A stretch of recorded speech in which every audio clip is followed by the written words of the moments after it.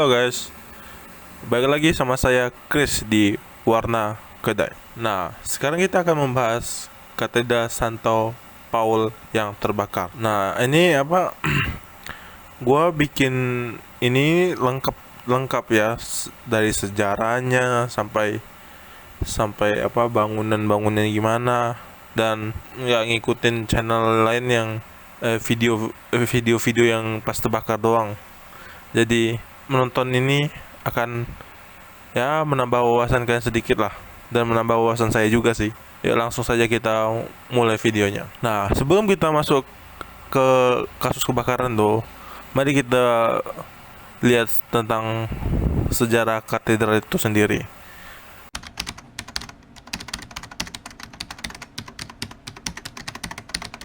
Katedral Santo Paul adalah katedral Anglikan di London, Inggris. Tepatnya di kota Netes.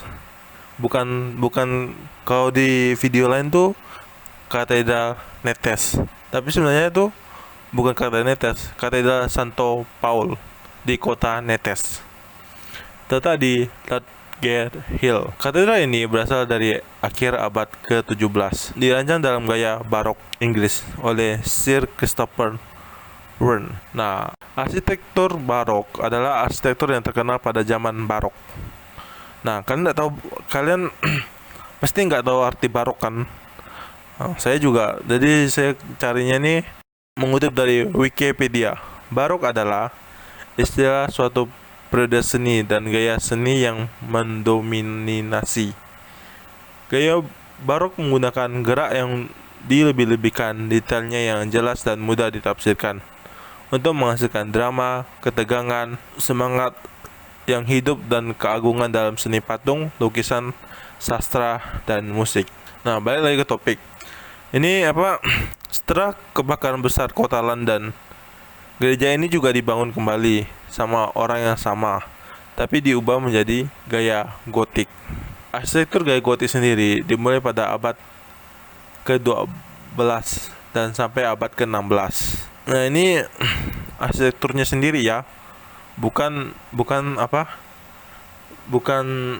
katedralnya ya, karena kan katedralnya itu dirancang di abad ke-17 tapi dengan gaya barok. Nah, diubah dengan gaya, dan pas kebakaran besar itu diubah dengan gaya gotik. Gaya gotik ini pada abad ke-12 sampai abad ke-16. Jadi jangan salah nangkap ya. Nah, ini arsitektur gotik ini. Semakin berkembangnya zaman, arsitektur ini mulai ditinggal dan diganti dengan arsitektur Norman. Arsitektur Norman tuh ya arsitektur modern kita ini.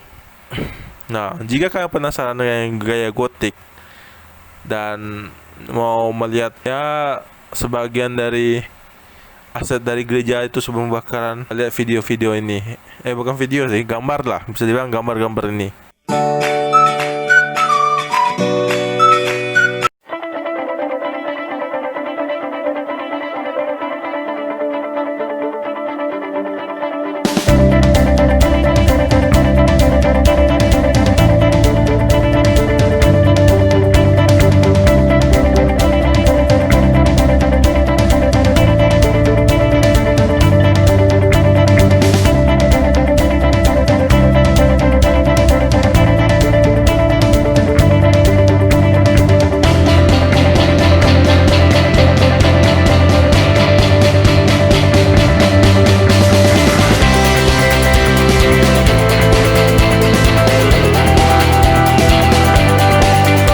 Sudah lihat kan?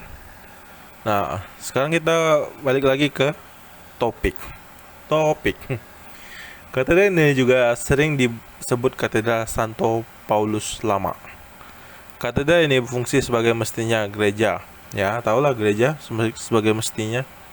Tetapi untuk turis yang bertujuan lihat gereja dikenakan biaya 20 pound sterling.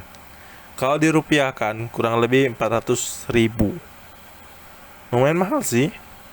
Tapi kalau untuk lihat sekali seumur hidup sih worth it lah. Gereja ini juga memiliki kubah yang sangat eksotik dan yang tertinggi di dunia. Tinggi gereja tersebut ada 365 kaki.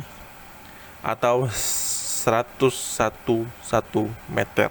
Ini juga gereja ini ada peristiwa-peristiwa penting yang diselenggarakan di katedral ini. Yang pertama adalah pemakaman Horatius Nelson. Selanjutnya pemakaman Arthur Wellesley dari Wellington dan Sir Winston Churchill. Ya, kalau mereka ini orang-orang penting lah pada zamannya.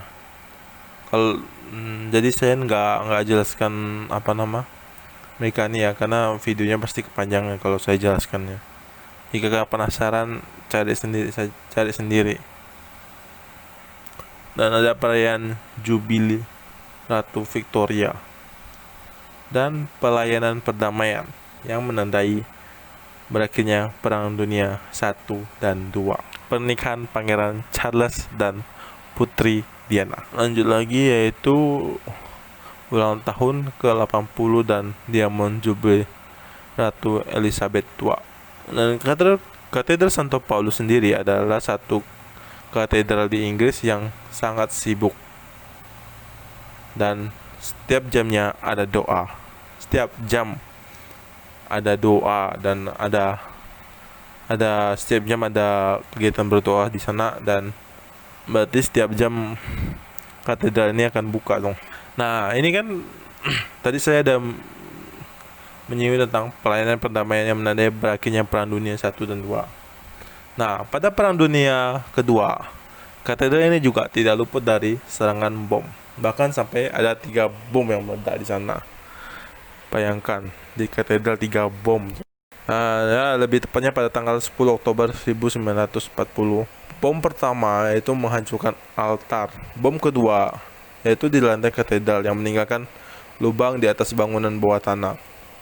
Lubang di lantai katedral di atas bangunan bawah tanah. Untung bangunan bawah tanahnya ndak ambruk aja, nggak runtuh juga kan. Dan yang ketiga yaitu di atap katedral itu sendiri yang menggeserkan seluruh kubah di atas katedral itu sendiri, sampai menggeserkan kubah katedral yang besar kayak gitu. Gila, ngeri. Pembahasan kita tentang sejarah katedral ini sampai di sini dulu.